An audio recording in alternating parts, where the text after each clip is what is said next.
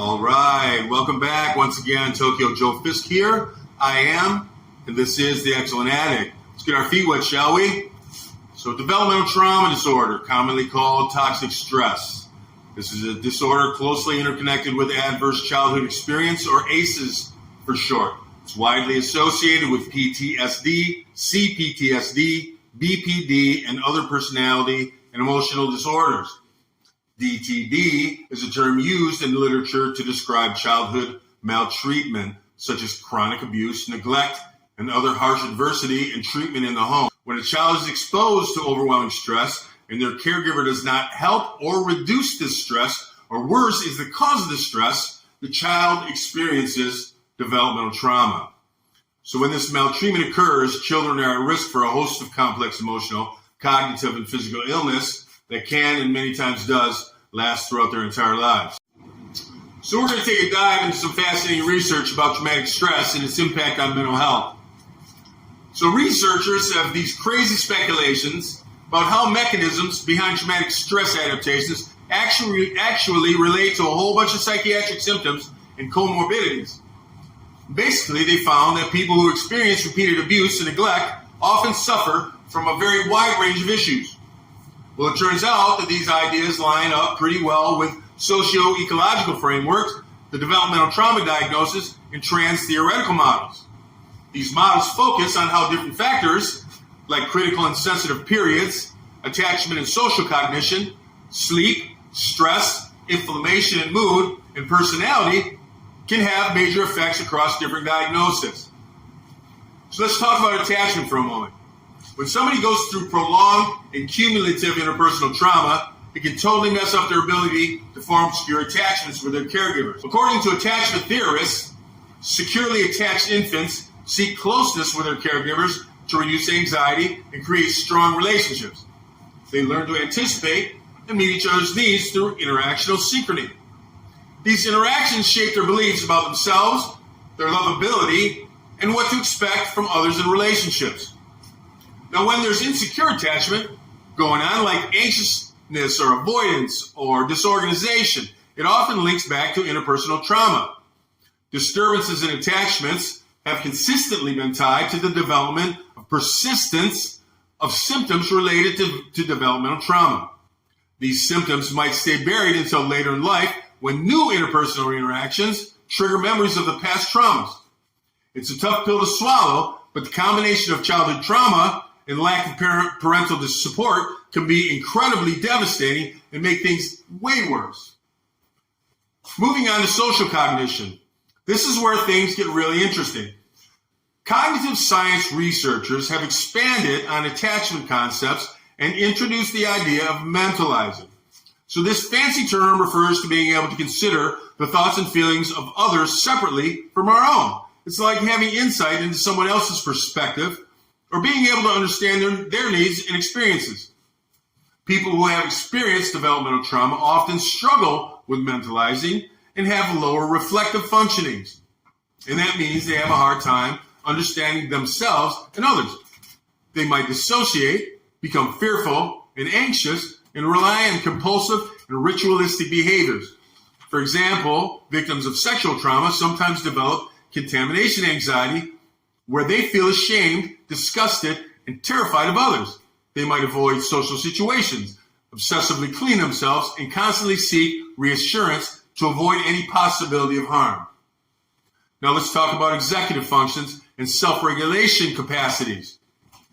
Executive functions are cognitive abilities, thinking abilities like working memory, mental flexibility, and information processing that help us regulate attention, mood, and behavior. They're super important for problem solving, coping, and success in school, work, and relationships. Unfortunately, traumatic stress can seriously interfere with these functions. Studies have shown that trauma can have negative effects on working memory, inhibition, and mental flexibility. What's even more concerning is that children who have experienced multiple traumas tend to have even more significant issues with executive functioning compared to those who've had isolated events. This can lead to big shifts in mood and energy, making concentration, decision-making, and social interactions very, very difficult. So here's the scary part. Children and adolescents with symptoms consistent with developmental trauma disorder often exhibit reckless, disinhibited, and destructive behaviors. Now, these behaviors are associated with other psychiatric disturbances like conduct disorder and antisocial personality traits, which unfortunately increase the chances of incarceration and future criminal behavior. This creates a vicious cycle where these individuals feel stigmatized and unprotected and flawed, leading to even more depression, anger, low self-esteem, and despair. It also puts them at a higher risk for learning disorders, vocational problems, and trouble with the law. So there you have it, a whole lot to take in, right? Traumatic stress and its effects on mental health are no joke. It's crucial for us to understand these complex mechanisms and work towards creating a supportive and nurturing environment for those who've experienced trauma. So together, we can make a difference and help bring healing to those who need it most. So, those of us who've experienced trauma often find ourselves living in a perpetual state of fear and terror. And moreover, these recurring traumatic incidents have a profound impact on our overall perspective and how we respond to stress in the future. And this heightened fear tendency disrupts various aspects of our lives, including self-awareness, information processing, and interpersonal communication, along with our ability to master age-appropriate developmental skills. Now, establishing healthy relationship boundaries, identifying and expressing feelings appropriately, as well as tolerating uncertainty, can be particularly challenging for us. Consequently, we often encounter difficulties in learning, making friends at school, and recognizing our own strengths and unique abilities, which are frequently overshadowed by our social and behavioral struggles.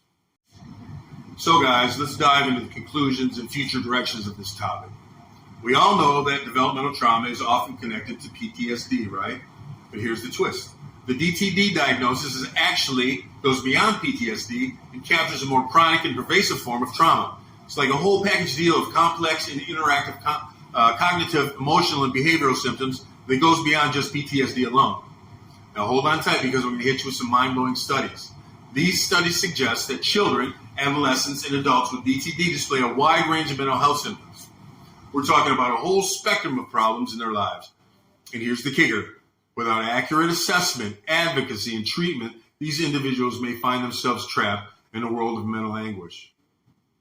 So picture this. They might be bouncing back and forth between self-injury, suicide, and antisocial behaviors. It's a serious struggle for them to cope with reality and tap into their own strengths and resiliencies. It's like their lives are on a roller coaster and it doesn't seem to end.